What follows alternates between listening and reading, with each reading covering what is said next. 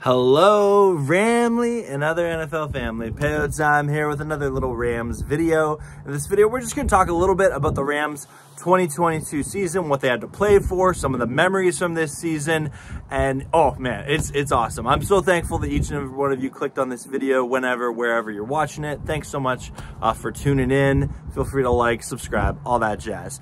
I'm up here, did a bit of a morning hike to watch the sunrise today. This is Lake Nipissing out behind me. It's beautiful. And let's get right into this here. The Rams season did not go as planned. It didn't. No.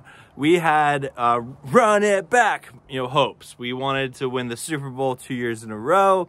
We wanted to repeat the chip. We wanted to rampete, all the puns. The offseason was a lot of fun being Super Bowl champions.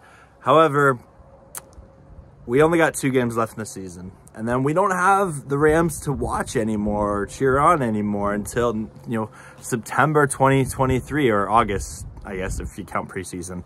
So the reality is you want to enjoy these last 2 games while you can. That's my mentality. And I see some Ram fans saying, "Oh, but the Rams don't have much to play for. We should just lose these games to get a higher second round pick." And I politely push back on that. I do not think losing is good. I think winning is better when it comes to pro sports. The tank mindset maybe has a place, but not for where this Rams team is. I remember the tank mindset back from the Sam Bradford, St. Louis days, where when you got eliminated from the playoffs, it was like, oh, tanky McTank and tank. Because we got to get a better pick. Well, the reality is we don't have a first-round pick. Tanking doesn't help us there. I don't really care about a higher second-round pick. Feel free to disagree with me in the comments about that.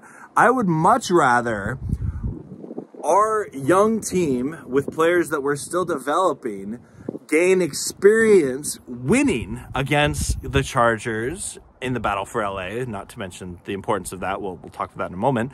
And winning against the Seahawks, because if we can, win games like we did against Denver without our 3 best players, without Aaron Donald, without Matthew Stafford, without Cooper Kupp, that will pay dividends for us next season. And so I am very much anti-tank mindset in regards to losing football games. So let me know in the comments below if you're pro-tank or anti-tank.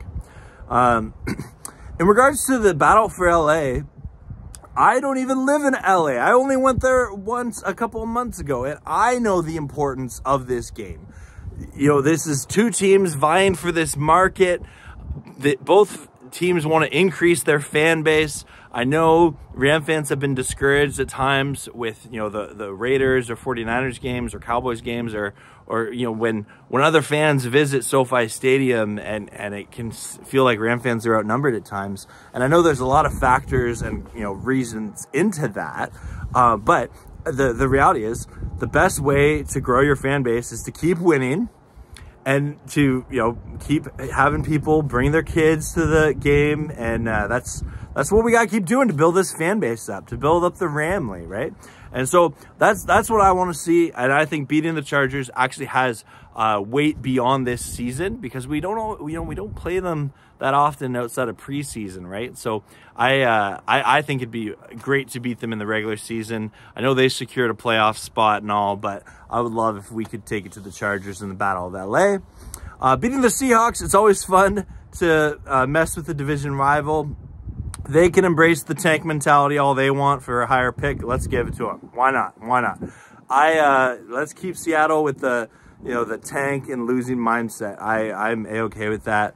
Ending their season on a low note in Seattle. That'd be fun. That'd be cool. And that way we'd split with them too. So that's kind of my thoughts on the last 2 games. This season, though, did not go, as planned. I still am thankful for it. It was still fun. I got to go to a game when the Rams played the Falcons, and I'll always remember the, taking an intentional safety to win the game and how John Wolford came up with that, and just, seeing the crazy Thursday night game of Baker Mayfield and his 98-yard drive after 48 hours of prep, and that's just insane. Or the the 50 burger feast on Christmas versus the Broncos in SoFi. How fun was that? So there's definitely, you know, highlights and there's lowlights this season, you know, losing to the Niners twice again, losing to the Bills week 1. And yeah, there's definitely some lowlights, you know, the concussion protocol drama with Stafford, and then finding out about his neck injury and Aaron Donald's injury and Cooper Kupp's injury and all the O-line injuries. Definitely, you know, some lowlights, and you want to respect that. But I still believe this team is my favorite team, and I'm thankful for that. And I am bummed out that I don't get to cheer them on in the playoffs this year.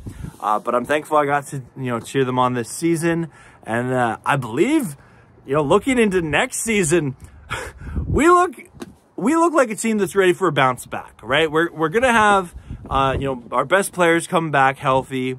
We're going to make some moves. We have some tough decisions to make, you know, Allen Robinson, staffing and personnel, things like that. So there's some, you know, stuff to watch for this offseason with the Rams for sure.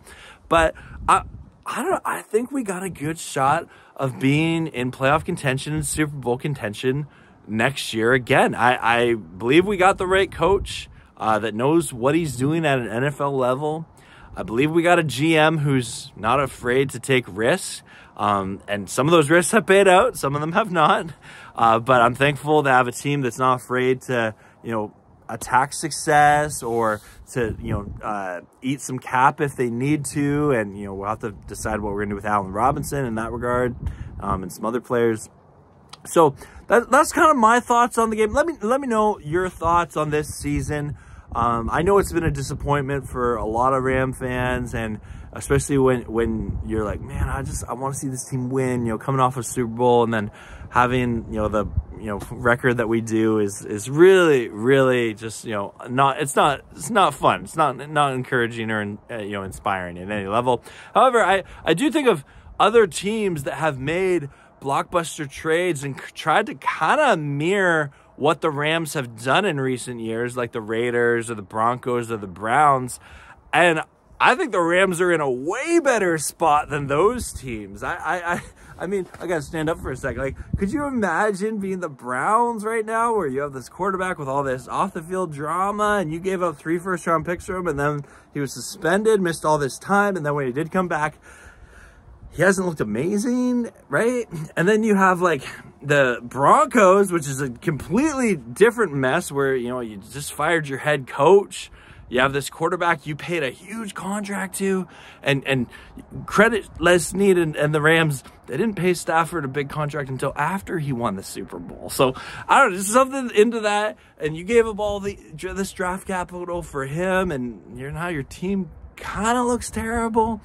Or if you look at the Raiders, they just, you know, they traded for Devontae Adams for their quarterback Derek Carr, and then they just benched Derek Carr for the final 2 seasons. Looks like there's going to be a falling out there, and then you're kind of stuck with Josh McDaniels as head coach, and that sounds horrible. So anyway, I go on and on and on. This video has been way longer than I thought it was. And if you're still watching, thank you so much for watching to the end of the video. Let me know in the comments below if you made it to the end.